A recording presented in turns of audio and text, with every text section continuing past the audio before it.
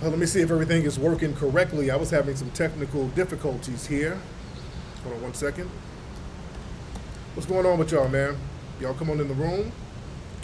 Let me make sure I'm live like I'm supposed to be. There it is. All right. Let me see if everything is working correctly. I was having some technical. Everybody come on in the room. What's up? I'm here. I'm here, guys. I know y'all are like, where the hell is Tariq? I'm here. Let me do this. Let me let folks know on the gram that I'm live right now. Let me do this. Hold on one second. I was having some big time technical difficulties getting it together. You understand me? Hold on one second. Y'all bear with me, and as y'all see, I'm somewhere exotic. I'll be with y'all in 1 second. Hold on. Let me throw this link up. Whoa. There we go. Let me throw the link up. Bam. Bam. All right. Let me let everybody know on Twitter that I'm here. Hold on 1 second. Let me do this. Hold on. Wait. Hold on, guys. Let me do this.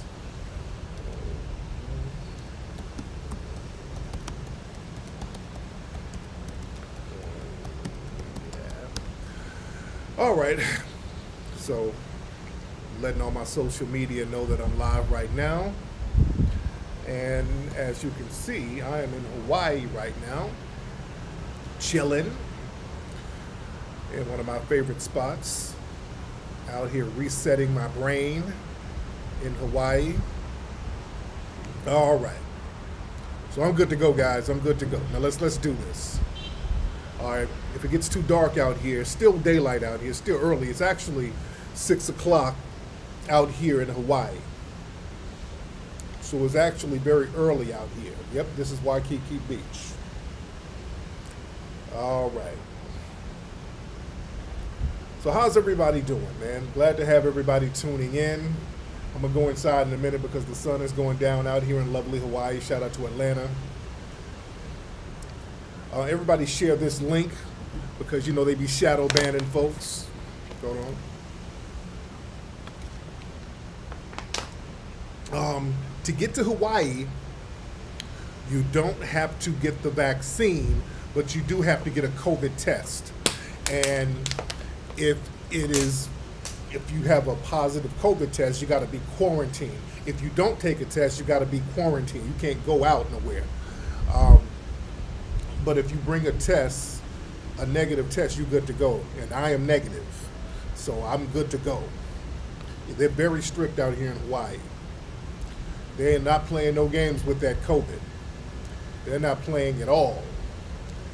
So you got to come through with that negative test. You got to take that test, and for you to go out and kick it, that thing got to be negative. What's up, more melanin, please? Everybody hit that thumbs up button, hit that like button. Hit that thumbs up button, hit that like button, everybody. And again, if it gets too dark, it's going to get dark in a minute. I'll go inside in a second.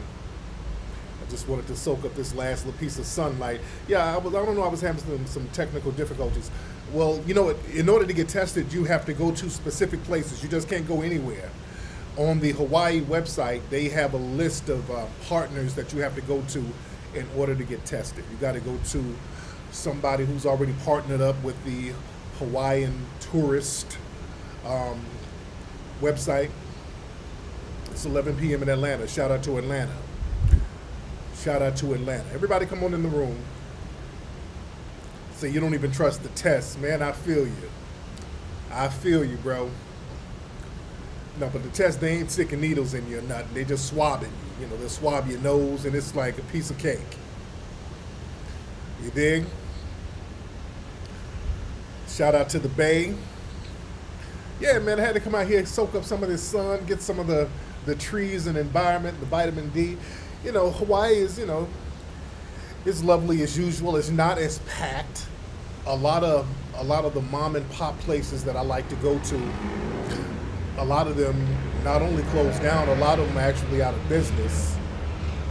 And that's unfortunate, man. This COVID thing really hit a lot of the mom and pop joints real hard, and those are the best spots.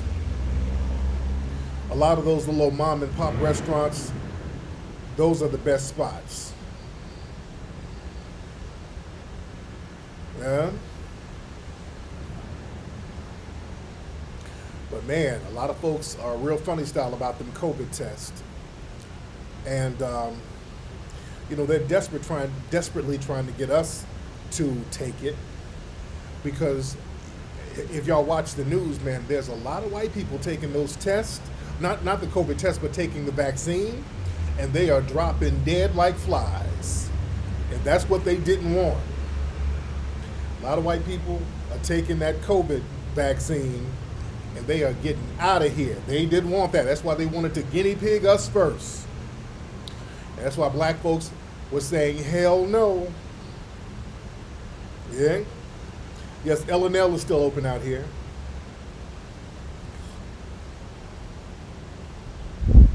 So y'all in the middle of a snow blizzard in Philly. Shout out to Philly.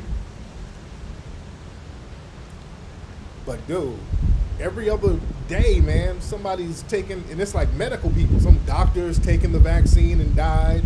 Some medical nurse then took the vaccine and died. I mean, people are taking this vaccine and dropping dead. And then they act like they don't know why they're dying. Then they play dumb, like, well, they could have died of something else. Yeah? What's up, Michael Wharton? Shout out to Mike Wharton. So, yeah, I'm cool. Yeah, I'm very cool. And you know what's funny? They keep trying to push this thing to us. Family, did y'all see that nonsense they had on BET? Did y'all see what they had on BET? They had Tyler Perry put something together. Tyler, my brother, I rock with Tyler Perry, but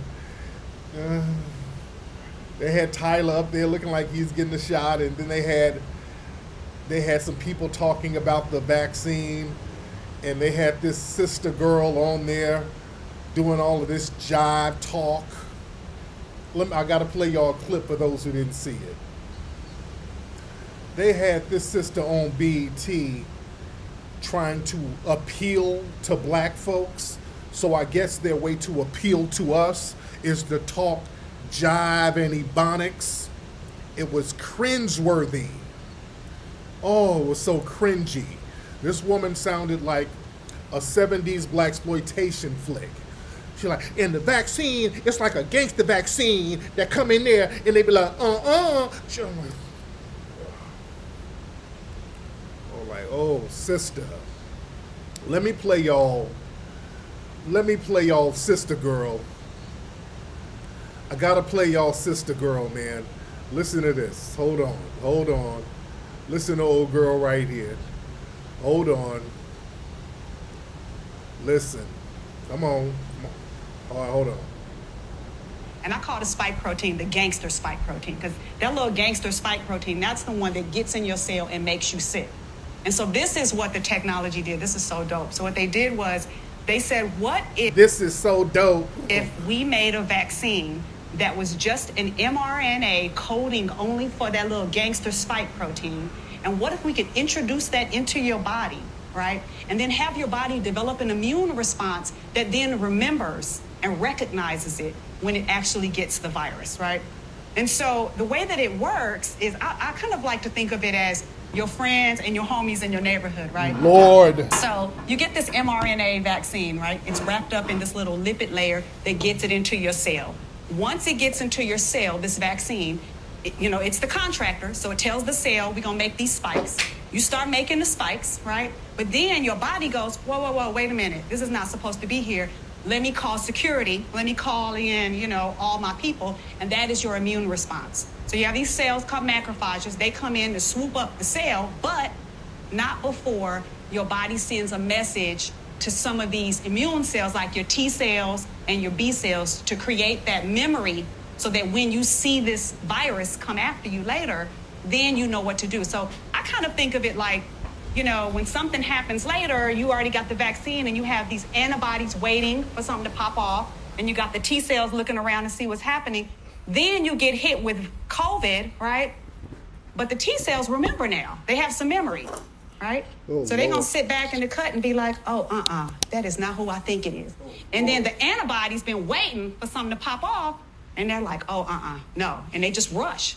And that's really what happens. Yes, belongs to me. I tell you what you can and can't do with it. Do you understand what I'm saying?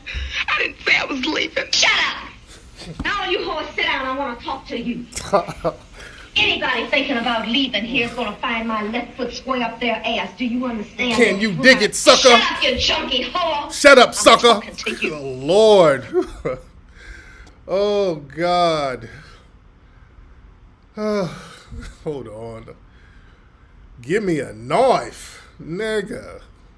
All the jive talk. I'm inside now, guys. I had to come on inside. Oh, goodness. But all the jive talk. There's a gangster Spike, and the Spike come in, it's like you at the club with your homies, and then you at the club, right? And then there's a gangster Spike coming in, you like, COVID, no you didn't. And then you get...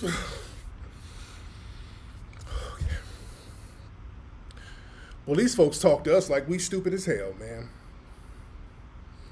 They talk to us like we dumb as hell. And that's BET. I hate when people think they gotta talk to black folks like we stupid. We understand what the vaccine is about. We just don't want to rock with it. We know what the vaccine is about. We don't want to rock with it. You talking jive don't make it any better. You talking to us like we just don't understand. No, we understand. We understand very clearly. You don't need to talk jive to us. You can talk all the jive turkey talk you want to talk. We ain't taking it. Sucker. Can you dig it? We ain't taking it. Just talk jive right back to you. Don't talk jive. There's a gangster Spike. Okay, just imagine the Spike. You like, okay, this is so dope. Okay, this is fresh to death. So this is a doctor talking. So you at the club with your homies, right? And then you get a cough and you like, that's a virus. Child, no you didn't. And then you get the virus, and the virus is a gangster virus, and the virus got a Uzi, and the virus like, you better take that, sucker. And then it kills the vaccine, and then it kills the virus, right? And then when you sitting back and your T cells are like, oh, who that is over there?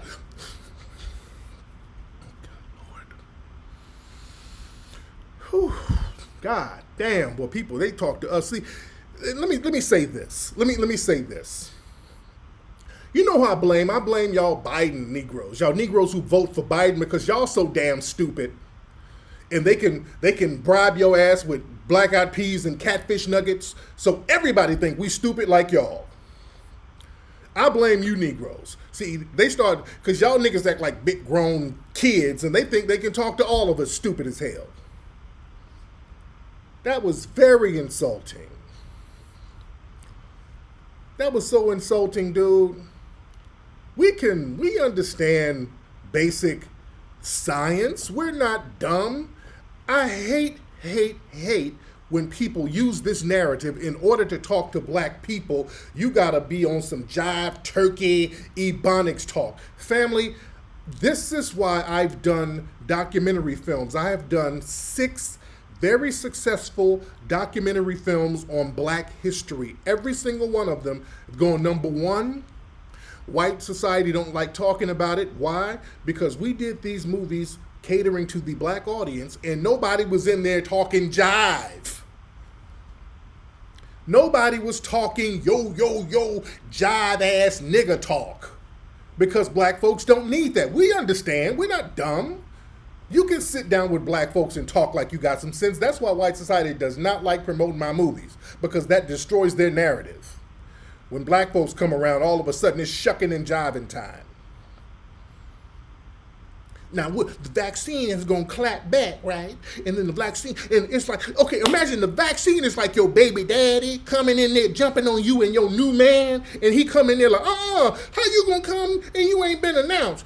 I can come be my kids. And then you put the vaccine in, and the vaccine is like a gangster vaccine. It beats your baby daddy up, and it's like, sucker, this on neighborhood, you feel me? And then the vaccine goes into your system, and then your T cells get all the immunity, and your immunity is like your baby's.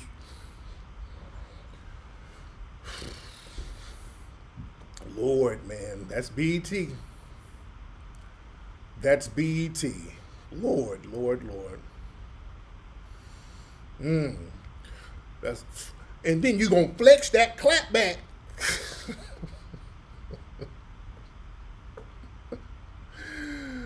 They ought to be ashamed putting that nonsense together. Everybody hit the thumbs up button, hit the like button. Hit that thumbs up button, hit the like button.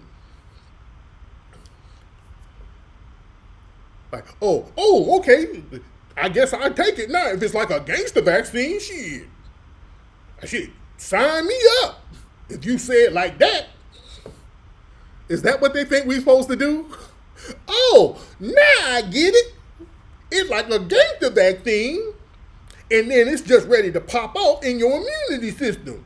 Shit, man, don't give me that shot since you said it like that.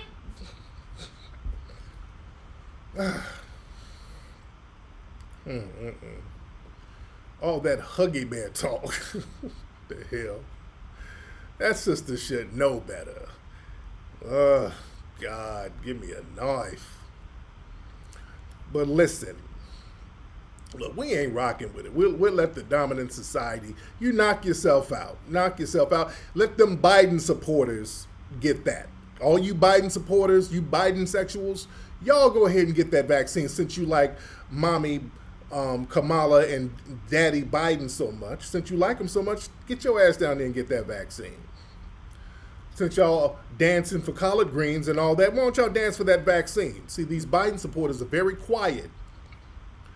See, they're very embarrassed to speak right now. They ain't saying nothing. Boy, they're quiet as church mice right now. Now, y'all get your asses out there and get it popping. Because we've been putting those Biden supporters on Front Street. We've been talking to them, asking them, hey, you guys sat up here, and I asked this question today, and nobody gave any answers. You guys sat up here and watched Biden sign executive orders for everybody. He even signed one executive order for Asians to help, to give them benefits to combat racism against Asians. That was a spit in the face to black people. That was a spit in the face. And the Biden sexuals are quiet and nowhere to be found. They are nowhere to be found right now. They can't even answer. I asked them, how do y'all feel? Where are my Biden supporters? I want to talk to you. How do you feel about this? Not a peep. Not a peep. See, all these Biden supporters, y'all niggas are hiding now. These niggas done dipped out. You don't know where they are. They're hiding out. Don't hide now. Y'all need to go show your face. Y'all were loud and proud for a long time. Y'all were loud and proud. Y'all were making a lot of noise during the election. Now where you at? Y'all Biden sexuals, boy, y'all don't know how bad y'all messed up. And just Negroes, just in general, we got to stop being the collectively naive, childlike people. These white supremacists are not playing. Family, we done sat up here and went for the people of color, the minority, all that stuff, and we played that game. For a long time, we should have been on our FBA Grassroots, it's all about us game. Our brother, Claude Anderson, has been trying to tell us for years, there is no minority coalition. We don't have any kind of people of color camaraderie with no other group. Now, there's cool people. Look, I'm in Hawaii right now. Let me tell you something. The Native Hawaiian people are so cool. They're very cool people. Very good people. Very, very cool people. I was at the park writing yesterday, and a Hawaiian brother walked up to me and they were barbecuing. He gave me a hot dog and drinks and stuff. You know, they treat you like family. They're real cool out here. The Hawaiians are hella cool. Got a lot of love for them. But generally, as far as Asian society and Latin society, there is no minority coalition, dude. There's no minority coalition. You understand? We ain't got no friends. Ain't no minority coalition. Not only don't we have a minority coalition, man, these other groups, I want black folks to really understand. I don't think black people fathom how much these other groups worship white supremacy. They worship white supremacy. Family, these folks, we want to be white so bad. Let me show you. This is a clip. I put this clip up on my social media earlier. This is a white dude in China. He's at a high school in China. I think he might be a student or something. I don't know. But he's in China. And this is not a celebrity. He's not a person of any type of note or significance. Just a random white guy going to school at a high school in China. This guy right here, let me show you. And family, they're in awe of this man, and he's playing up to it. He's acting like a celebrity. He's blowing kisses to everybody, and they're just in awe. Look at this. Got it. Got it.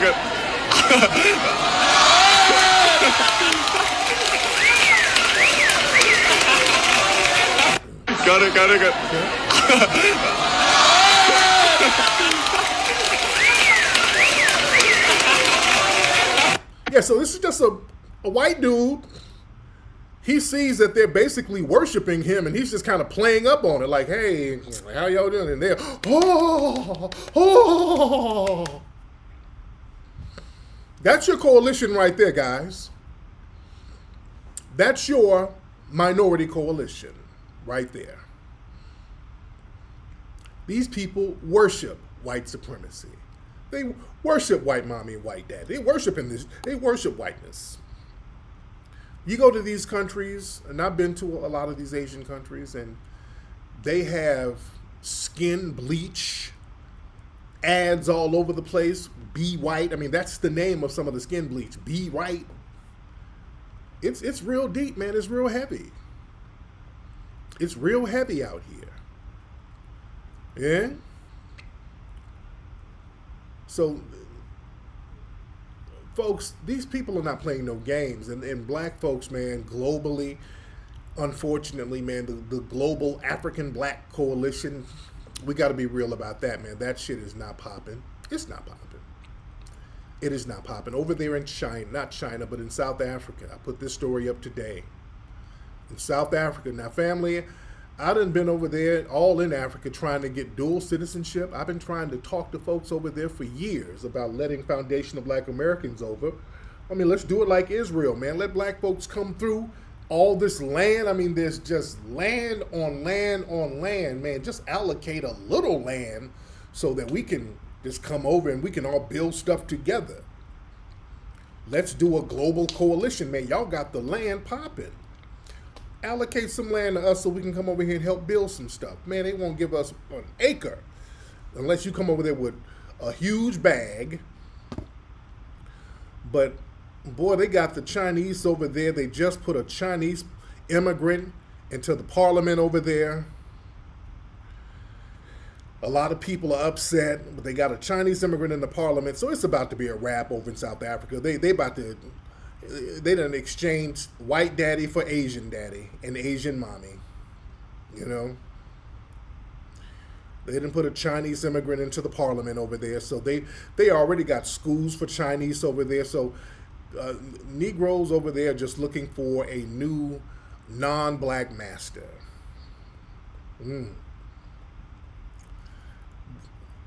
My African brothers and sisters, see, I don't want to hear nothing from y'all talking about how we are divisive because we're looking out for foundational black American interests first. I don't want to hear that shit. Y'all have had every opportunity in the world to allocate land to foundational black Americans.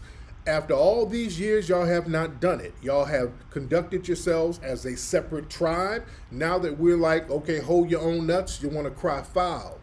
Can't do that. You've exhausted your time. You had all the time in the world to do the right thing over there. And I don't want to hear y'all blame the shit on the government. I don't want to hear that it's the government. No, the people are the government. And also, you can challenge the government. That's what we do. The government is corrupt as hell over here. We got the most powerful government in the world, and people on the grassroots, we challenge that government. Don't hit me with that, the government excuse, but it's okay. If that's how y'all want to roll, we're going to look out for our group. We'll let you hold your own nuts and then holler at us when you get it together. But y'all should have been allocated land to foundational black Americans, but y'all know what it is. Y'all know we get over there, we going to get real busy. Y'all know if we get over there and get some of that land and all those resources, y'all know foundational black Americans will turn that thing all the way up and have it popping. And then cats will be feeling a certain way about that. Cats will be feeling a certain way about that. Yeah. I know a lot of white people run stuff over there. See, y'all let white people and Asians go over there and do whatever they want to do. But we got to pull teeth just to get a little bit. I mean, we got to pull teeth and still don't get nothing. All right. Don't come at us with that divisive talk. I don't want to hear it. I keep telling y'all, if we got over there, you let foundational Black Americans over there with all them diamonds and all that gold, we're getting the diamonds and we're getting the gold. We gonna get that shit. I be damned if ain't nobody more resourceful than foundational Black Americans. See, the problem is too many of y'all sit up over there. Y'all got family over there, and y'all sit up here conning yourself, talking that lazy Akata, how lazy the Akata is. So y'all run that game on each other. Y'all let us over there. That lazy Akata stuff is gonna go right out the window. We'll have that thing popping. I'll be damned if I'm gonna be down the street knowing that there's $1 trillion worth of gold and diamonds under me, and the only thing that's standing in between me and trillions of dollars in gold and diamonds is a little Chinese dude with a little rifle. Okay.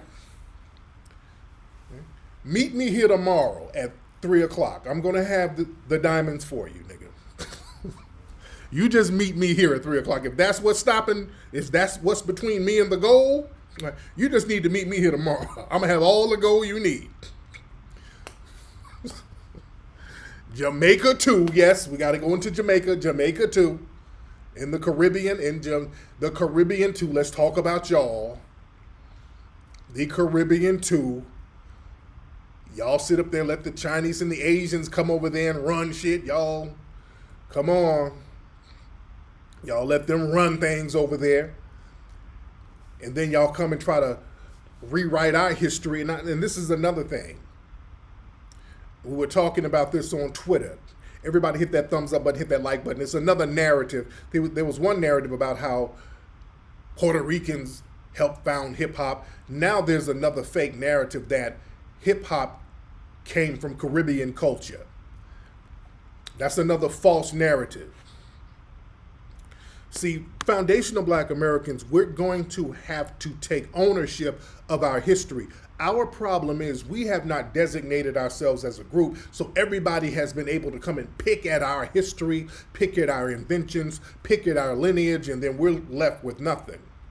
We don't claim anything. So we got to start claiming our stuff. These folks running around here talking that hip hop is based on Caribbean culture, you are out of your damn mind. Stop. Stop it, stop it, stop it. Y'all stop with that hip hop came from Caribbean culture. A lot of y'all in the hip hop game will push that narrative. Some of the old school dudes from the Bronx, they would say the Jamaicans and dudes who came over in the 70s, these dudes were swagless. These dudes were swagless. They had zero swag when they came over. This is what the old school Bronx dudes are saying. They came over flooding with high waters. Let me say this. Kool Herc, and that's our brother, and I respect Kool Herc because Kool Herc tells the truth. If you talk to the Kool Hercs of the world, they'll tell you the truth. He, out of his own mouth, said that he wasn't playing Caribbean music. He wasn't playing Jamaican music. He was playing James Brown and American funk music. That's what Herc said. Because the people in the Bronx didn't want to hear no damn Caribbean music at the time. We wanted to hear funk. We wanted to hear funk records. Didn't nobody want to hear no Caribbean music in the 70s? Niggas was funking, man. Niggas was doing funk records, dude. Nobody wanted to hear no Caribbean. What swag did we get from the Caribbean? And not to shit on y'all, but what swag did we get from you? We didn't get no swag from no damn Caribbeans. Caribbean in the 70s, dude, let's be real. In the 70s, Caribbeans were coming over here in high water pants, see-through net shirts, and flip-flops. We weren't trying to rock like no damn Caribbeans. Y'all were trying to mix in with us, our culture, doing what we did. We were not trying to rock no flip-flops and net t-shirts and tank tops and shit. We weren't doing none of that. Y'all stop it. Y'all stop lying about history. See, we got to clear all this stuff up. Because, see, we let people go out here with lies. We got to reel the bullshit back. Let's reel it on back. Stop it. We didn't need to. We didn't need to do that. And then, truth be told, Caribbean music as we know it, the ska and the reggae, and all, a lot of that was born from foundational Black American artist Roscoe Gordon. That was a brother from Memphis who he made records in the 50s. The Jamaican ska and all that came from Roscoe Gordon, a brother from Memphis, Tennessee. You understand? A lot of the toasting came from Jamaicans coming over in the 50s, looking at some of the American DJs rapping and rhyming over the mic, and they went back and they were imitating them. If you listen to the music, a lot of them, even today, they're trying to do a Caribbean version of the Temptations. Let's talk real here. A lot of them are doing Caribbean versions of the Temptations. If you look at a lot of those hot Jamaican records, and this is no disrespect to Jamaica, I'm just talking straight history. This is history. You know how they'll have a dude singing high, then they have a dude coming in low? That's from the Temptations. They were mimicking records from the 60s. And on the go down you will stand it, and again before I know a girl, and that's like David Ruffin and Eddie Kendricks. That's that type of vibe they're trying to be on. You understand? So they were mimicking records from the 1960s, the high and the low.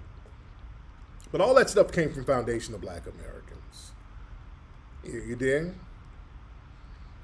All that came from foundational Black Americans. This is why we got to clear up history. And like I said on Twitter, all the elements of hip-hop was already here. What our good brother Kool Herc did, Kool Herc brought everything in one place. That's what our brother Kool Herc did. He brought that big sound system. And remember, you had other DJs in New York at the time, Grandmaster Flowers, DJ Mario. From what I understand, some of those DJs in Brooklyn or whatever, they didn't like the B-boys dancing at their parties. They were like, hey man, take that shit over to Kool Herc's. So Herc was the guy who brought the B-boys, the break beats, had Coke LaRock, the MC, whose family is from North Carolina. So he brought everything into one place, and boom, there it was. Yeah? He brought a bunch of different parts of foundational Black American culture in one place. So don't let people try to rewrite history talking this dumb shit about how we got some swag from the Caribbean and we got, no, we didn't. No, we did not. We had too many talented people here to get some outside culture from somebody. We had everything here. The rhyming, everything. The rhyming, and we had people like, at the time, Muhammad Ali, one of the most famous people in the world, going around rhyming, dude. Yeah, Herc said he was influenced by James Brown. So this is why we got to know history. This is why we got to know history. See, people get real funny style and then try to erase our damn history. Yeah? But we got to understand that these other cultures, they look for reasons to try to undermine us. There's this girl named Aaliyah J, and she's on YouTube with her dude. What does Aaliyah J do? I don't know if she's a YouTuber, but she was on here with her dude. Now, this Aaliyah J girl, I think she's Caribbean. Her family's Caribbean, and her boyfriend, somebody said his family is Kenyan. But they were trying Nigerian food, and they said they didn't like it. So, you know, people use that as an excuse to start attacking us, which was real weird. But let me play a clip of her and her dude trying this food, and this got a lot of Nigerians real tight. They got tight over this. Hold on for a second. Bear with me. Hold on. Set. Go.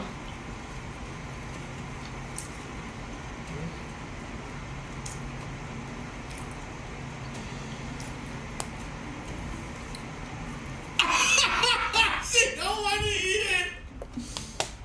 This is what you wanted. You wanted this. Where are you going? No, eat it. No, you have to eat it. No, you have to eat it. You have to eat it. You of all people have to eat it. No, eat it. Swallow. Okay, so they were pissed off at this.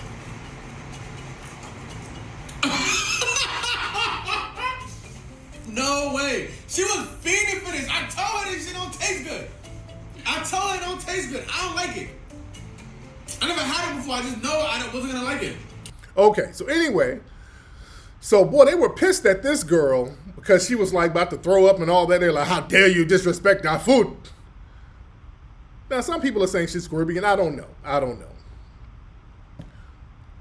Yeah, I think she's Caribbean. She's a cute girl, but man, I'm looking at, and this went viral. This was all on social media, and somebody said she's Jamaican. I don't know anything about this little girl. She's a cute little girl, though. And everything was all, you Akatas, Akata this, Akata. I'm like, whoa. Oh, you Akatas are disrespectful. That's why you Akatas be getting shot. Oh, I mean, they were going in on Foundation of Black Americans because of this. And these people, from what I understand, even Foundation of Black Americans. How dare you disrespect? So they were just looking. Joloff Twitter was just looking for an excuse to go in on FBA, man. They were looking for an excuse to go in. And look, they're disrespecting the food. Man, listen, if you don't like some food, it ain't about respecting food. Either the shit tastes good to you or it doesn't, all right? Why the hell we gotta be Akatas? There's some food that tastes good, some don't taste good. I mean, damn, if somebody don't like the food, just no big deal. But damn, it becomes we're all Akatas and all this old shit because they didn't like the food. These people just wanted to they had that harbored in their soul anyway. See, if something like food can trigger you, see, it don't take much for us to become a bunch of Akatas. You notice that? It don't take much. You see a lot of Joloff Twitter, it don't take much. It just takes a little prodding. You do something in anything about their culture. If you ain't kissing ass about their culture, all of a sudden, oh, you all types of dirty Akata niggas. Yeah? And what's funny, the interesting thing, all the folks sitting up here calling us Akatas because of two people who aren't even foundational Black American, from what I understand. What's interesting, all the people tweeting Akata was tweeting from over here. You're tweeting from Akata land. You're tweeting from America. You ain't tweeting from your homeland. That's the interesting thing. You're not tweeting from your goddamn homeland, so that says a lot. You got your ass right over here among the Akatas. I'm not offended by Akata. It's just funny to see people who had to depend on foundational Black Americans to elevate them, because remember, y'all over here because of foundational Black Americans. I never let people forget that.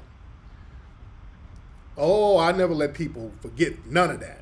You can talk that dumbass Akata stuff all you want to. Your ass is over here because we fought to get you over here. You understand? It ain't white mommy and white daddy. You tweeting from Akata land. Your ass is tweeting from Nevada. You're not in Accra, Lagos. You're none of that shit. Your ass is in Memphis tweeting, talking about a damn Akata. And you sitting around niggas in Dayton, Ohio. Yeah, you ain't over there though. Yeah? You over there at an HBCU. Talking about a damn Akata. You need to stop. Cut that shit out. But yeah, look, some food is nasty from other places, dude. Some food is nasty, dude. I had Ethiopian food for the first time not too long ago. Me and my queen went over there to Fairfax down in LA. That's the little Ethiopia area. And she's been trying to get me to try. We like to try different things, like try Ethiopian food. And I've been over there to East Africa. And I've seen some of the food. Some of the food is good. A lot of food over there, especially when I was in Zanzibar and Tanzania, it had Indian influences. And I don't like Indian food at all. I don't like Indian food. Some, but generally I don't like the way it smells. So I tried Ethiopian food. It was not the business. I didn't like none of it. I just didn't like it. So damn, I ain't no goddamn akata because I don't like it. I just didn't like it. I don't like the texture of it. It just wasn't my cup of tea. You know? Yeah, some people like it. Moni said she liked it. I didn't like it. I wasn't my cup of tea. And then you had to eat all people eating with your fingers and all that. Yeah, that shit was nasty to me. You know? That shit was nasty to me. You know? Yeah, a lot of it was cold. I didn't know what was what. I didn't know if it was meat, beans, vegetables. I didn't know what was what. I'm eating stuff and out of spices. I don't know what's what. It's just a big plate of confusion. So it wasn't my cup of tea. You know, not to knock it. It just wasn't my cup of tea. Some things you just don't like. You know? But yeah, for them to sit up there and call them folks all types of akatas, that's some sucker shit. Y'all cut that bullshit out. Y'all need... See, this is why we get on your ass. This is why we get on your ass, see? This is why we're on that ass. And this is why Foundation of Black Americans are circling our wagons. We're circling our wagons heavy. Yeah? Because see, we're not playing these games no more. See, it's too late for us to play these type of games. Family, did y'all see the Wendy Williams movie on Lifetime? The Wendy Williams movie. It was interesting. It was funny. They the Lifetime Network guys is basically they always have to show a black man as Ike Turner. They always have to show a black person being Ike Turner. Every Lifetime movie they have is an abusive black man in it. All those Lifetime biopics, they got to have the abusive brother in there. Every one. The Michelle A. one, the Whitney Houston one, the Aaliyah one, all of them. You know, they got to have the abusive brother. And let me tell you, the writers over there right now, they're writing up the T.I. story right now. They're probably writing up a script for that. Y'all heard about that whole thing going on with T.I. down there in Atlanta. And I don't want to speak too much on it because I don't know all the details, but there's some girls alleging that T.I. and Tiny were forcing them into threesomes and all this old stuff. So I'm just saying what the reports are. I'm not saying true or not, but you know, that's a hot topic right now down there in Atlanta. But yeah, some of them white liberal women, you know, you got to be careful with them because they're trying to find an angle to get a hold of it. They're trying to find a way to get a hold of it. So you got to be careful with that, you know? So,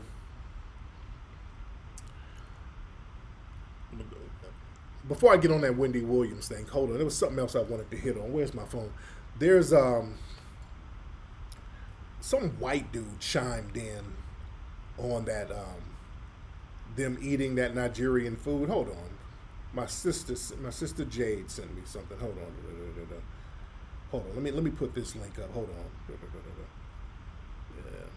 Let me put this link up, guys. Hold on. Before I forget.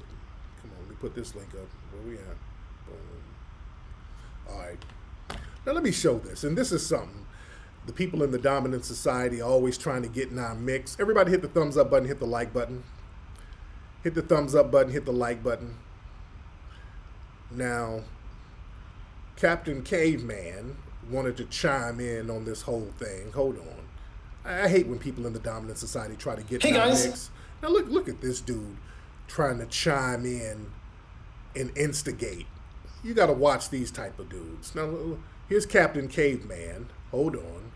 Now, he wants to speak on the backlash that Aaliyah J got from talking about that food that they didn't like from Nigeria. Now, listen. I wasn't going to make this video.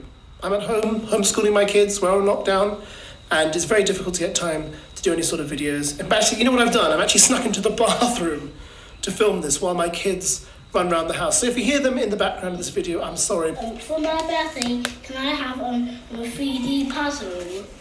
Maybe, darling. Can you leave the room? Just let Daddy finish what he's trying to do. Thank you so much, darling. I wanted to make this video about a video I've seen online, and I just couldn't not make this video and add my comments. So Aaliyah J and her boyfriend Wizard Kelly have made a video where they sample Nigerian food, and they're very disrespectful towards it, and it's really made me cross. And I'll tell you why. Because my wife is Nigerian. My in-laws are Nigerian. And I have eaten lots of Nigerian food as a consequence, and it's delicious. It's great, particularly the way Auntie makes it. My mother-in-law makes it. It's delicious, okay? And I think what really annoys me about this video is there's no respect for the food, and the fact that the food they're sampling is central to someone's culture. There's just this kind of lackadaisical, silly attitude towards it. And you know what? To prove this point, I've got a selection of clips coming up for you, which I'm going to comment on, to show you the kind of video it is. Okay. Barney Rubble, this little Fred Flintstone looking Neanderthal.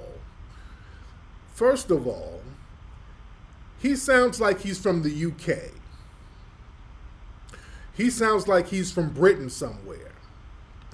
Dude, I don't allow any Neanderthal from the dominant society to sit up here criticizing any, or is he South African? He said his wife is Nigerian. But dude, we don't want to hear your damn input of you criticizing other black folks. And dude, you from the dominant society, you come from the culture of the people that colonized these African countries, nigga. Fuck is you talking about? Who wants to hear your damn input? Sit your ass down. Black folks, stop letting these Captain Caveman ass dudes get in the mix and say anything. He thinks because he has a Nigerian wife, and see, they sit up and kiss his little old musty ass, he has a green light to speak on our issues. See, this is what y'all get with these troglodytes, and y'all pump their heads up, and then they start acting like they can chime in on conversations. Nigga, this ain't got a damn thing to do with you. Sit your ass down somewhere. Little old Barney Rubble looking ass. Nobody's talking to you. Dude, you better go holler at your colonizer community first. Nigga, y'all done way more horrible things besides disrespect food. Y'all got all them artifacts up there in Britain at the museums. Don't talk to me about nothing. Sit your ass down.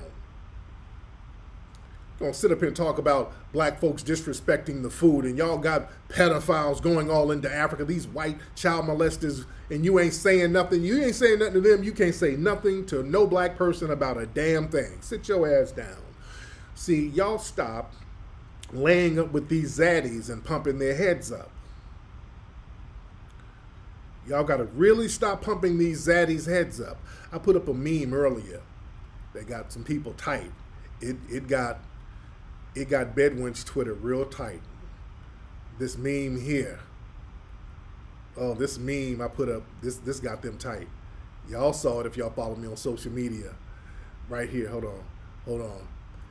You conquered men are the weakest link. I'm gonna divest and get me a zaddy. And then when you go up, why won't black men protect me? Zaddy done tied her up, and Zaddy got a Proud Boy hat on. So yeah, Bedwin's Twitter, they felt a certain way about that. And this ain't too far from the truth. See, these Bedwinches be sitting up here marrying the damn Proud Boys and doing all this goofy stuff. Y'all think it's cute to be laying up with Zaddy. Yeah? It's cute until Zaddy hem you up, you get tied up, and he choke your ass. It ain't cute no more. Yeah? But did y'all see down in Georgia, there was 2 white supremacist police officers. One was a sheriff. And shout out to the people hitting the Cash App. Cash App is $KingFlex818, $KingFlex818. But down there in Georgia, well, we got a lot of people in here tonight. Hit that thumbs up button. Hit the thumbs up button. But down in Georgia, these two officers, one was the chief of police in one of these little hick towns out there. And I think the mayor of this town is black, by the way. But they were talking and they thought the cameras were off. They were talking and they thought the cameras were off. And man, it was nigger fest, man. They were talking like it was the 1800s. They were like, yeah, these niggers, you tase a nigger, it's like you're shooting them 20 times. The niggers don't want to get shot. Niggers this. I mean, it was just nigger fest. And then they said something very interesting. They started talking about the mayor of Atlanta, Keisha Bottoms, and they were talking about, yeah, I'd rather fuck Keisha Bottoms than Stacey Abrams. They were talking like plantation owners, dude. They were talking like plantation owners, so they ended up getting fired. But they were saying stuff like, well, in slavery, the blacks, the niggers, you took care of the clothes, you took care of the housing, you took care of everything. All the niggers had to do was work. Now the niggers don't work. So this was like everyday conversation. They were talking, and listen, notice that's a theme with white supremacists. I want y'all to understand something. This is a theme with white supremacists, and this is kind of a thing that black folks got going on. A lot of black people, guys, and white people are hip to this too. See, a lot of black folks, guys, a lot of black folks think they got a finesse game going on because, see, white people take care of everything, so all black people have to do is sit back and play and party. We get to be kids, and we let white mommy and white daddy do all the heavy lifting. That's what a lot of Negroes think. That's how Negroes think. So we get shot every now and then. That's just the price. That's the price of business. But a lot of Negroes like the fact that even in slavery, because I would read slave documents, a lot of people who wanted freedom, but a lot of folks were like, hey, freedom, I got it made. I'm on this plantation. Master take care of me. Master pay, take care of my house. I ain't got to worry about no rent. Master gives me food. Master give me clothes. Master give me medical. If I get sick, Master gets the doctor for me. Because remember, black folks in slavery were insured. I talked about this before. The modern medical industry and the insurance industry came out of slavery. The medical and insurance industry came out of slavery. So a lot of black folks are like, well, shit, free? Hell, if I'm free, I gotta work and then pay rent. I gotta work and buy clothes. I gotta work and find food. I just stay here. Master might beat me every now and then. All I gotta do is get out there and work, and Master got everything taken care of. I's got it made. I's got it so good. Now, former slaves were talking like this, not all of them, because when you look at the slave documents and some of the slave narratives, some of them were talking about how cool it was. It wasn't so bad. Now, some people said, oh, this is the most horrible thing. I would never go back to it. But remember, there's some Negroes who didn't think it was that bad. You got Negroes like that now who don't think it's that bad. You know what they're called? Biden supporters. They're called Biden supporters. When you look at the Biden supporters and you sit up and us, and I'm talking about us on the grassroots who think like free black folks, when we look at them like, nigga, what are y'all doing? Why would y'all support this nigga Biden? And Biden is doing everything he can to undermine us so we don't have no real freedom, no economic resources or nothing. Biden is undermining us. It's these niggas who are like, the plantation ain't so bad. Ain't so bad. We don't need no freedom. Master take care of everything. That Jim Clyburn, what do you want for your vote? Man, I don't want nothing. I just want freedom. Is that plantation talk. Those are Biden voters who don't mind. They think they're running a finesse. They think if I sit up here and be a big ass child, I got white mommy and white daddy doing all the work. So in my Negro mind, this is reverse slavery. I got them working for me. You see? So they think they got a little finesse going on. I's got the white people working. I sit online and do the wet pussy challenge all day. They work for me now. Sure do. All I got to do is go to work. I ain't got to worry about nothing else. So you got a lot of Negroes who think they got a little cool deal going on. And some of the white supremacists are looking at it like, okay, you know, we are kind of doing a lot, and these Negroes don't even work for anything no more. You know, we're taking care of these niggas. See, this is why they're thinking like, okay, we need to start wiping these niggas out. Because our resources as white people, I'm talking like them, our resources are getting limited now. So hell, some of these niggas got to go. They're a burden now. You see, this is what's going to make cats sitting ducks out here. You think you're going to get to lay up on white mommy and white daddy forever. No, that's not going to happen. They're looking at you as a burden now. Negroes who are sitting up here depending on white mommy and white daddy the most, you're going to be the biggest target. The black folks making the dumbest decisions, you're going to be the biggest targets. Family, I keep telling people, they did all this fake praise for black women. Oh, the black woman helped us get in office. I told people they're going to start targeting sisters more, and nonstop, ever since Biden has been in office, we've been seeing case after case after case of sisters being targeted. Right now, guys, this is a video. Let me show y'all. This is a little girl who has to be around 10 or 11. I'm talking about at the oldest. She might even be younger than that. But I don't know why they got this little girl in a cop car. They handcuffed her. They pepper sprayed this little girl. Hold on. Last chance. I'm going to go get your dad. Come on. I want to call him. I will call him. Sit back. Come on. They are losing their patience. Okay? Come on. Come on. My dad. Come on, good job. Come on, you're almost there. Come on. I want my dad. Come on. Use this. What's her name? I don't know her name. Grassroots. What's her name? Sit back. Dear, why you just stop for a second and take a deep breath. Hey, just stop. Please. I will get your dad. No, you said that you were going to pepper spray me. No, please, no, stop. Sit back. Ah, I got a bad arm. Just spray her.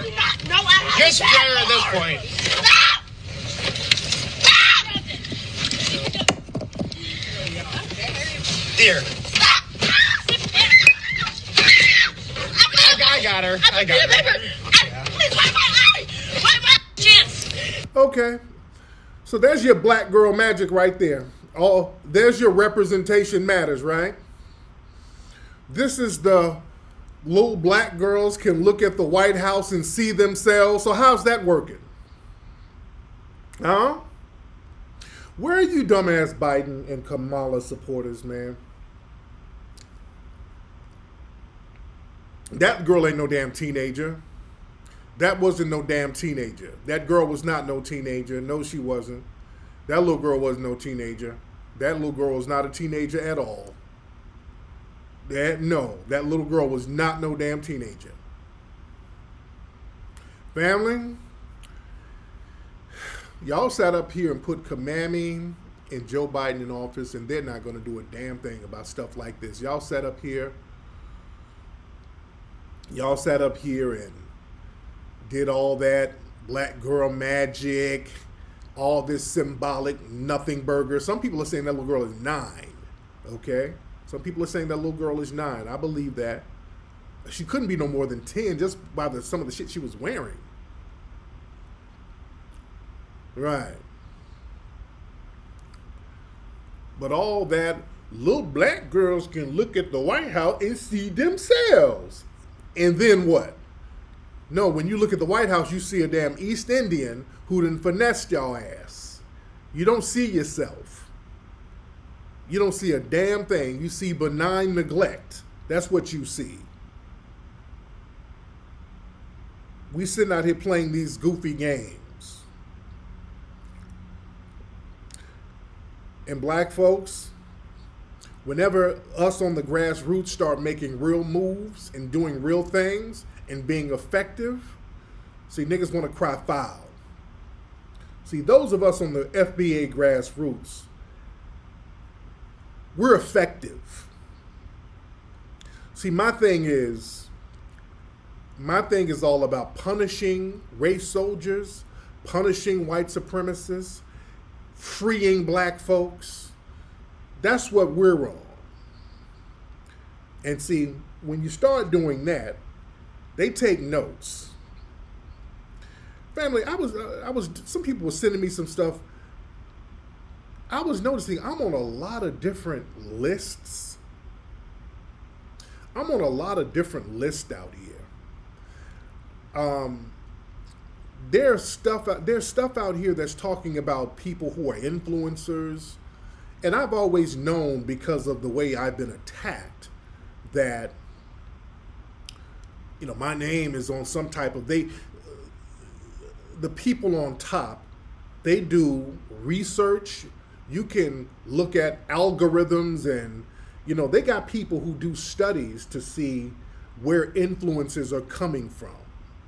You understand that? They can see where narratives online come from and who it's influencing. They're hypersensitive about this stuff. Yeah, I do have to be safe, but I saw something that I just learned recently.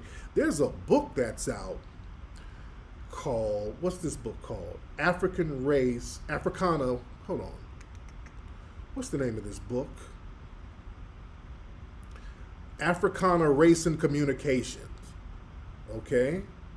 This book came out 2017. And let me show y'all some stuff. Let me show y'all. This book came out. This is just a one of the pages from the book. It was talking about meta-analytics of top Twitter topic influencers. So they were talking about the election and a lot of people who had influence on the election 2016. They were going all the way to 2015. Okay? So they were talking about the people who had a lot of influence, and who are they talking about? They had D. Ray McKesson, who white people were pumping him up. Somebody called Black Republican. It's probably some white person with a troll account. And if you see there, they got me on there. If you see on there, they got me on there, on the bottom there. About the top influencers, okay? Which is very interesting, which I knew. Now, family, this is why, y'all remember when Hillary lost the primary, they came out, Roland and all those people specifically started attacking me out the blue, specifically by name. They started attacking me heavy. That's why they were doing that. Because they felt, I already knew this, because their attacks on me were very coordinated. It was hella coordinated. Yeah? It was extremely coordinated. So they're doing these little analytics and they keep seeing my name pop up as somebody who's influencing a lot of people. Yeah, Roland came out. They gave Roland the marching orders. See, they told Roland to come out attacking me. Roland, when Hillary lost, they told Roland, go out and attack his ass. Roland, Tariq Nasheed, you are stupid as hell. You are dumb. I'm like, whoa, what? Okay. And then when I started criticizing Kamala, all the Democrats started going in on me. All of them. Howard Dean, I'm talking about all of them going on me. Yeah. When they raided my house, remember, all of this stuff is going on, and they're trying to send a message to my ass to scare me. There's another document. This is something that was on congress.org, and they were talking about influencers. Hold on. I'm looking at my name is popping up on a lot of these damn documents now. This is congress.org, okay? No, congress.gov. So they were talking about, let me see, where is this?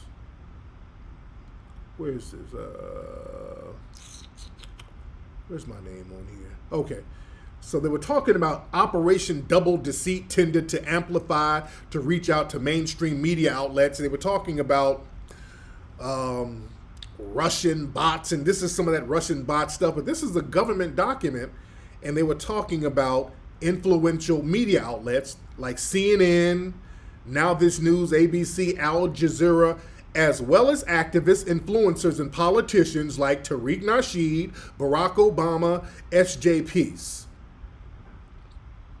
Okay? So they got me all up in these damn documents. Is very, very interesting. This is very interesting. There's a dude who's he's going to trial for killing a black man. Hold on one second. Hold on one second. Let me find something. Hold on one second. Hold on. Let me find some. Hold on. Y'all bear with me one second.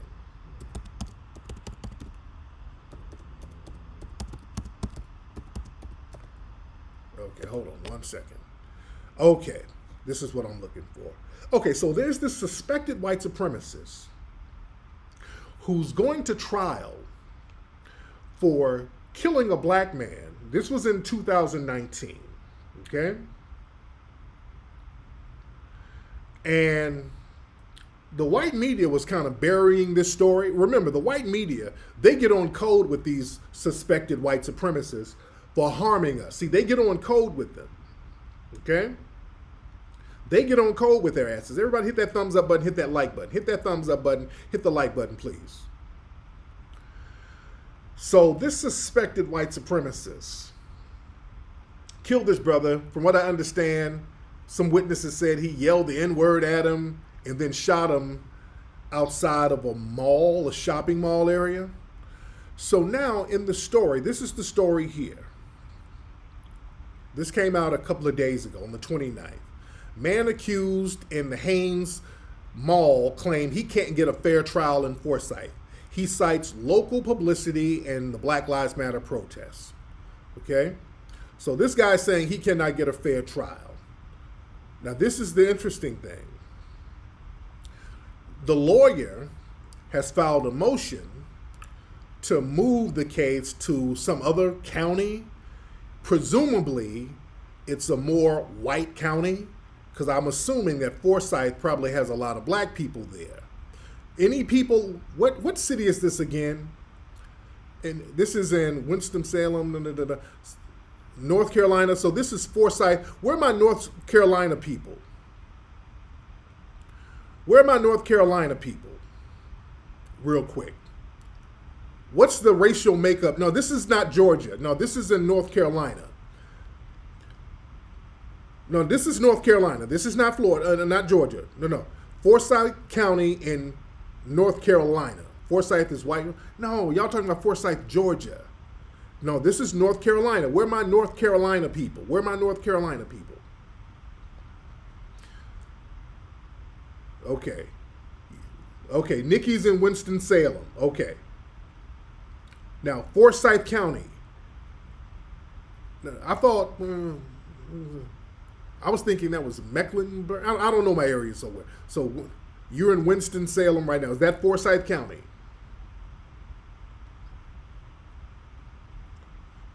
Because I'm asking y'all, I don't want to have to Google the demographics. So it's racially mixed. Okay.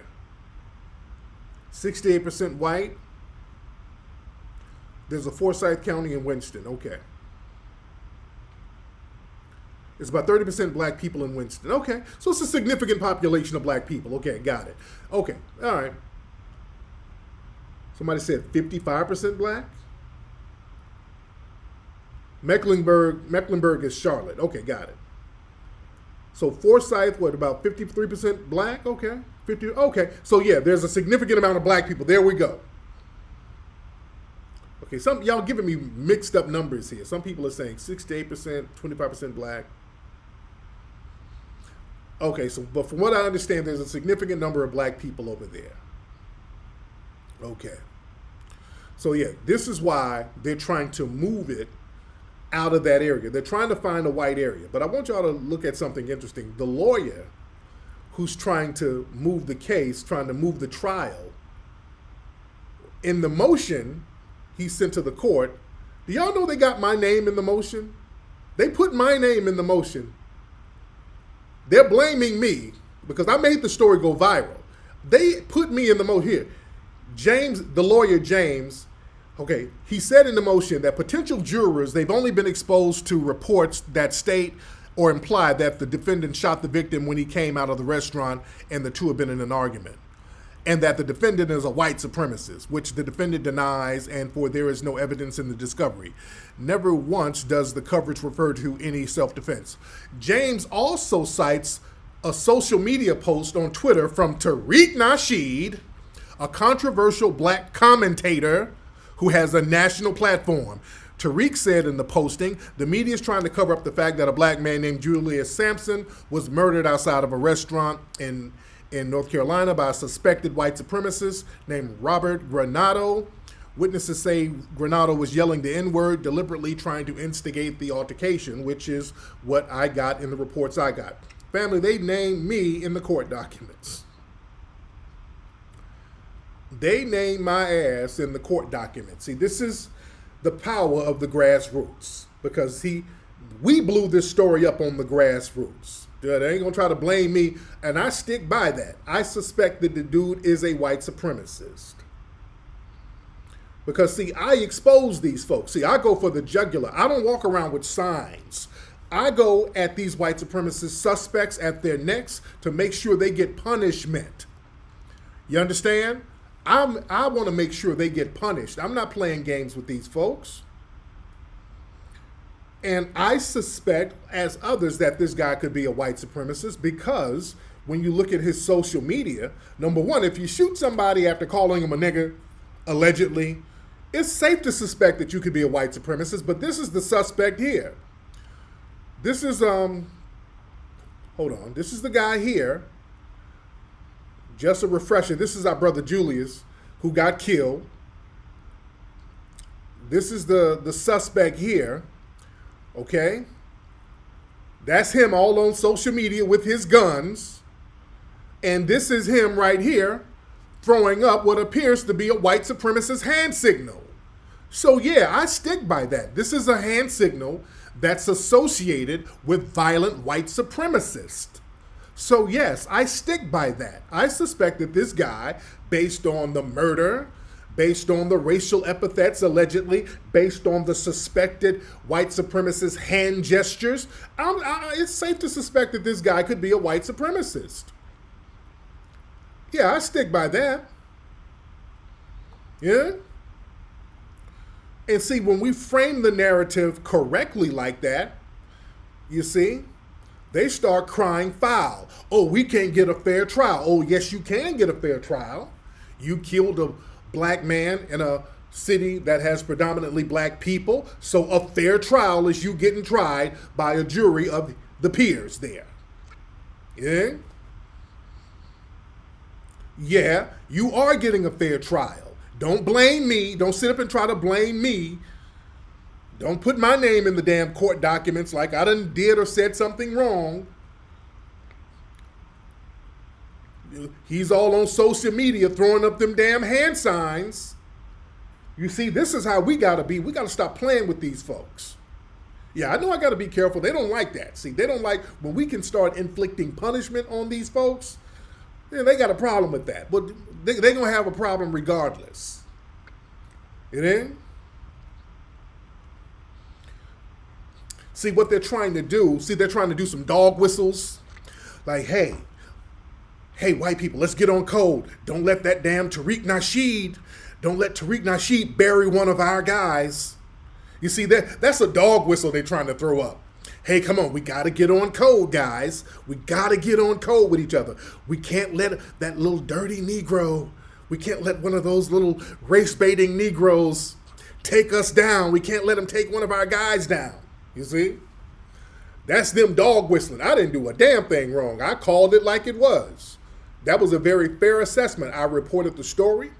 I reported what the witnesses said. I showed this dude's social media, and it is safe to suspect that this dude could possibly be a white supremacist based on his actions. I stick by that 100%. I suspect that. Yeah? So we got to watch these folks. Yeah? So it's not a game out here, guys. See, the grassroots, the foundation of Black American grassroots is effective. We are very effective out here. Yeah, and they know it. The singer Kiki Wyatt, did y'all see some stuff she said? She started getting into real mammy mode. She got on social media. Hold on, let me see if I can find that with Kiki Wyatt. Hold on, let me find that. Hold on. Let me see if I can find it on YouTube. She started talking crazy about how black folks aren't the only people who suffer from racism and all this. Okay, let me see if I can easily find it. Hold on. Okay, where is it? She's talking about biracials are being oppressed and black people be doing this to biracial folks. Oh Lord. Okay, okay, I hate it when it's a bunch of videos. Okay, hopefully this is the right one. May I say one thing? Quickly. Thank you so much for having me. Okay. As the leader of the Big Old Fat Bitch Association, we were very upset and disturbed that when Ms. Kiki Wyatt made a point, she said that KFC was the actual chicken. It was actually Popeyes that was stolen from the black lady. The fat bitches would like a small apology. Let me tell you something, sugar. I come from Kentucky. It's okay? shaky. It's shaky. My name is shaky. I come from Kentucky, and in Kentucky, It's Claudia shaky. Sander. Do you know who Claudia? Okay, KFC. The who? Wait, now remember, I'm half white. Okay. And remember, I'm big fat. No, so I know my you chicken. him because he get on my nerves. I know my chicken. Thank you. Girl, good night. So anyway, like what I was trying to say, when nobody talking about no Popeye shit, ain't nobody talking. She's deceased, of course, but her talking about, well, actual people. Thank you. You have a blessed night, greenhead. But when you bring the nigga out of me, running through, now let that hairline. So please, I'm a very nice person, but when you bring the nigga out of me, honey, it come out. But I come out as Shaquita, okay? Okay, I'm trying to just feel like you never really truly know where music really comes from. Okay. Nobody came up with nothing without God. Hey, to my black people, I love my black people. That is my, look at my hair. Come on, honey. I'm a black woman. I love me. I appreciate God for making me who I am. And you're so it can be beautiful. difficult sometimes, but I accept it. And you're so but at beautiful. the end of the day, You're so beautiful. whoever made whatever. You're so beautiful. Okay, I don't know. I'm trying to find a part. There's so much other shit going on here, so I don't know what's what. There's some other buck-broken stuff going on here. I don't know. But she was saying something about how black people aren't the only ones oppressed and all this stuff. So I was trying to find it on that, but she was like, it was sounding real funny style. Yeah, I don't know what these other niggas was talking about. Yeah. Again, I know her mother's white, and she was talking about how black people be doing stuff to biracials and white people be hating on biracials, and it was real funny style. And I'm like, this woman, your audience is black. You have a primarily, completely black audience. So a lot of people whose audience is black, they have disdain for their primary audience. And she should know better than that. But, a lot of these folks, man, they have a lot of contempt for black people. Yes, the tragic mulatto thing. A lot of these folks have contempt for black people because, like Dr. Welsing told me, a lot of people the tragic mulattoes, they think in their mind, I was almost white until those Negro genes messed it up for me. That's how they think, unfortunately. Yeah. Did I stop right at the part where it was? They were. I don't know what the niggas was talking about. It was just too much going on. Some people said she had all the babies she had made her go crazy. I don't know. I don't know. Yeah. It's all over the place. But anyway, like I was saying, wait, somebody said I stopped it right when it was about to go. Hold on, let me see something. Huh? You're so beautiful. I'm telling you, you're so beautiful. Well, thank you. You are sweet sugar. And again, I love your cool. Anyway. But let me just say this. Okay. But it don't mean it's back. Okay. Place. I love your facts on where you from. Don't speak facts on where you. I've been fat for 30. I said chicken that you could name. You referring to Papa. Okay, I don't know what they. I'm trying to find it. I can't listen to niggas just talk about random shit. The shit is too random, and it's all over the place. I don't know what these niggas are talking about. The conversation is hella random. Yeah. But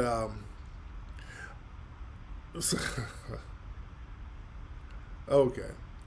We got 9,000 folks in here. We're in here heavy. Family, I'm in Hawaii right now chilling. We in here heavy. Did y'all see the Wendy Williams thing? I was talking about the Wendy Williams thing earlier.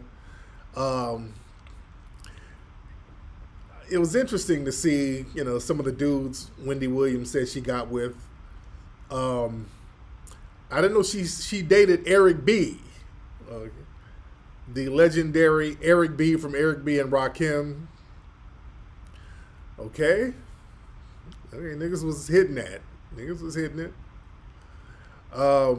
What was funny about it, some of the casting was a little bit funny. Did y'all see the dude they had play Charlemagne? That was hilarious. They had this dude. The dude playing Charlemagne was hilarious. Hold on. Wait, where's the dude? This is the dude they had playing Charlemagne. Hold on. Wait a minute. They had this dude. This was Charlemagne.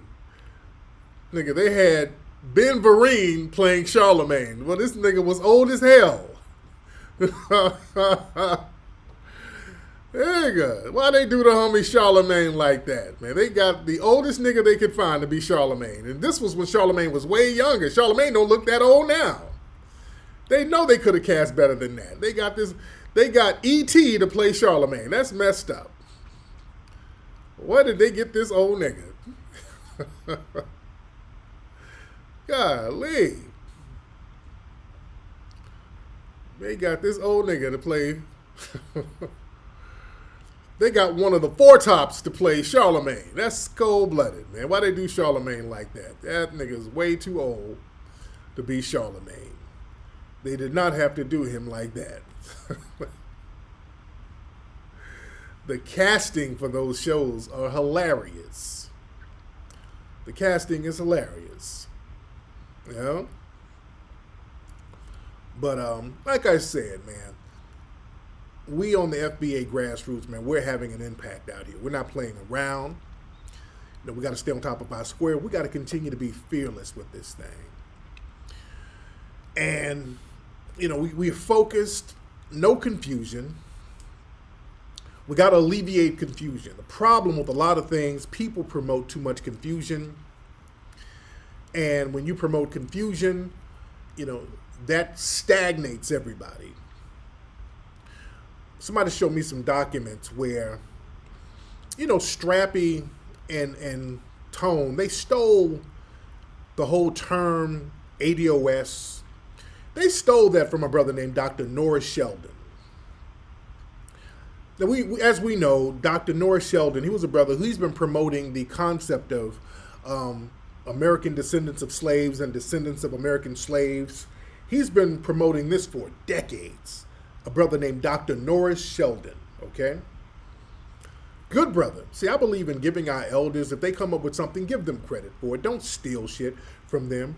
Now, Strappy and Tone Tits, they were part of one of the groups, one of the online groups of Norris Sheldon and the American descendants of slaves and all that. So they were part of a group some years back. They just stole the name. They literally just stole the name from this brother. Literally just stole it. And sit around here bragging about what the hell they created. They didn't create a single solitary thing. They sat up here and just stole this man's name, stole the title, and then ran around talking about what the hell they created. They literally didn't create anything. They sit around here stealing and lying. Norris Sheldon, their brother, has to get props. He came up with the name ADOS, American Descendants of Slaves. In fact, this brother played a chess move when Strappy and those guys, and he saw them trying to steal his Descendants of American Slaves title. During their church conference back in October of 2019, this brother here, let me show you what Brother Sheldon, Norris Sheldon, went and incorporated the name American Descendants of Slavery. This brother played a chess move. This the documents. He went and incorporated the name. He saw them trying to steal it. And what they tried to do, they tried to make another variation of it. So he went and copyrighted the variation they tried to steal. That brother did a very good chess move right there. Shout out to Dr. Norris for thwarting these scammers from trying to finesse the game. That's how you gotta be. That's how you gotta be with some of these dirt bags out here. That's a checkmate move. Family, like I said, Strappy and those guys, all they do is literally sit up and cause confusion. They do a lot of infighting. Every week somebody's leaving the group. That the name, they done sullied that name so much. It's so toxic at this point. People are so glad they distanced themselves from Strappy and Tone Tits. These people were toxic from the beginning. Family, I honestly believe they were sent in by the Democrats to undermine the grassroots. Family, the stuff that they're doing, you cannot be that big of a fuck up on purpose. Or by accident, I'm sorry. You can't be a fuck up like that by accident. Nobody's that incompetent by accident. Nobody's that incompetent by accident. I mean, they're splitting up. It's all over the place. You have to be that incompetent on purpose. It takes hard work to be that incompetent. When I was having my first conference, I mean, these people were doing all types of CIA type of things. Remember, they had their homegirl who works for the government. We exposed, remember? One of those high-ranking ADOS chicks who was working for the government, getting access to my Social Security numbers and all that, putting it online, and we had to expose her, and we proved that this girl worked for a government agency. You understand?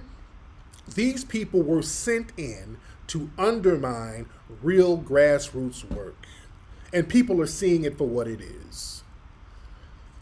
You know? We got to stop allowing people, when we see people coming in with these little old COINTELPRO type of tricks and these little scandalous dispositions, we got to see it for what it is. We got to watch these shady ass people who never accomplished anything, people who are lifelong failures, and they come around progressive people causing confusion, causing a bunch of infighting. You understand? Yeah, we got a homegirl up out the paint. Yes, indeed. But basically, dude, when people are just stealing shit, when you have our brother Norris Sheldon promoting something very real, and then they come steal it and then sully it and put all type of stank on it and just really dissipate the energy in that man's movement and the titles he came up with. See, that's some COINTELPRO type shit. You understand? We better understand when people are coming among us trying to destroy any type of black progress. The minute we start talking about doing some real progress, they're coming in undermining it. And some of the stuff they were doing, remember, because I never get off their necks. When we were doing the conference, they're contacting Kickstarter, lying to them. That's COINTELPRO stuff, and then bragging about it. Remember that stuff Strappy was doing? Contacting Kickstarter, telling them we're breaking the rules by having a political rally. They were doing little shit like that. I'd never get off your damn neck. So when you play like that, see, that's why I kick you down and piss on your ashes. That's why you're falling all the way off. You dig? And everybody around these cats are seeing them for what they are, a bunch of frauds. And y'all should know better. Being around these frauds that long, you should know by now. You understand? We got to watch these folks who come around us. And their background is already scandalous. They already have a janky background of lifelong failure. Yeah? You see? But the truth always rings true. The truth is always still standing. You know? We over here in the Foundation of Black Americans Grassroots, we stand on truth. And let me tell you something, with Strappy and those guys, they're telling people now that ADOS ain't about no lineage. They're just being straight up and down with it. They're telling folks that ADOS is not about no damn lineage. ADOS is a group, and in order to claim ADOS, you got to go through them. And from what I understand, they're talking, somebody said they're talking about suing people if they use the term ADOS, and if you don't go through them, they're talking about suing folks and all this old stuff. So they're saying that it ain't about no lineage. ADOS ain't no lineage. It's an organization rooted in a lineage, which is some bullshit right there. So they're letting you know this ain't about no lineage. It's about them being your damn leaders. You understand? Y'all, whoever wants to be a part of that, knock yourself out. I ain't never co-signed that. I've never, ever, ever, ever, ever co-signed no garbage like that. You think? The stuff I'm on has always been completely different. It has always been completely different. Everything they stand for, I have never been for that shit. Never, ever, ever have I been for any of that nonsense they over there talking about now. I'm over here talking about our lineage. I'm 100% talking about a lineage. I ain't got no group, none of that shit. It's all about lineage. What you were born into. You know? You dumb as hell to be co-signing that confusing trash nonsense they're over there talking about right now. You dig? They ain't for no damn reparations, dude. I'm about our lineage. Once we get our lineage understood, all the reparations and everything is going to come. That ain't going to be no problem. We're going to get reparations. I ain't even tripping on that. We got to get the culture straight. And this is what we're getting now. Acknowledging who we are as a culture. Understanding our lineage. Everything is going to fall into place. You dig? Yeah? Oh, look, you're dealing with pathological liars. And they know that when I yanked the rug from under them, they fell apart, so they're still salty. They're still salty over that. They're very salty. They know when I yanked the rug from under them, it was a wrap. You saw the minute I yanked the rug from under them, they fell off and fell apart and fell to the dumpsters. Yvette fell on her strap-on and she can't get up. She's fallen and she can't get up. The strap-on and tipped over. You don't know what to do. So they know what it is. They know exactly what it is. It's not popping for them no more. Yeah? But like I said, man, you see my name is in all these documents about people being influential and all this stuff. So people know. Because look, I stick by truth. I stand on truth, and I don't waver from that.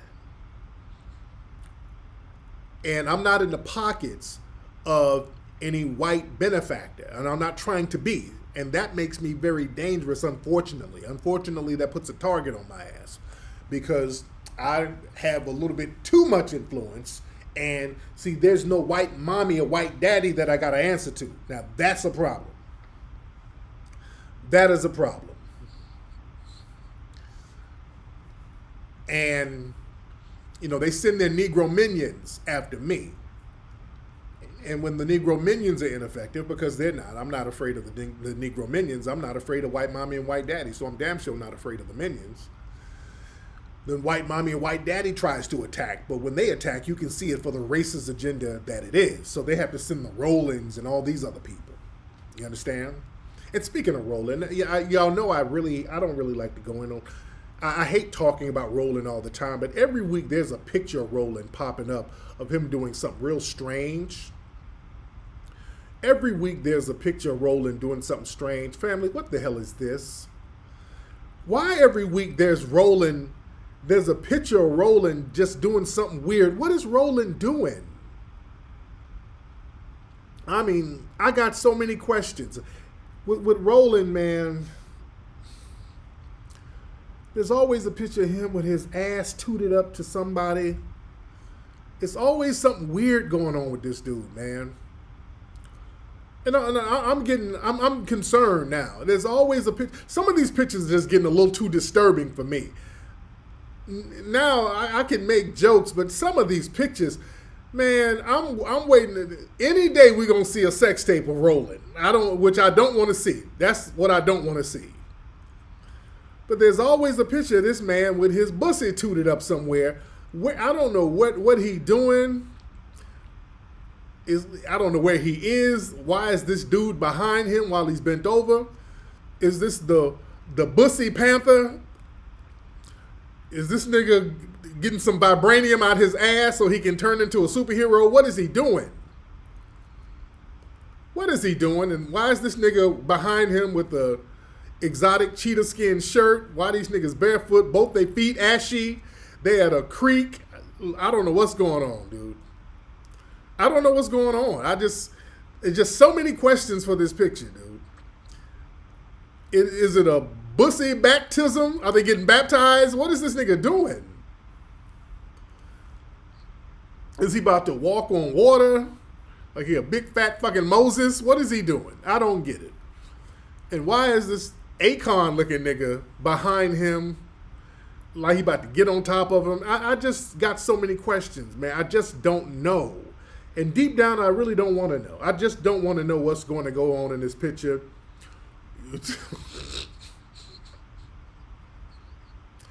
I just don't want to know. You know, deep down, I just really don't want to know.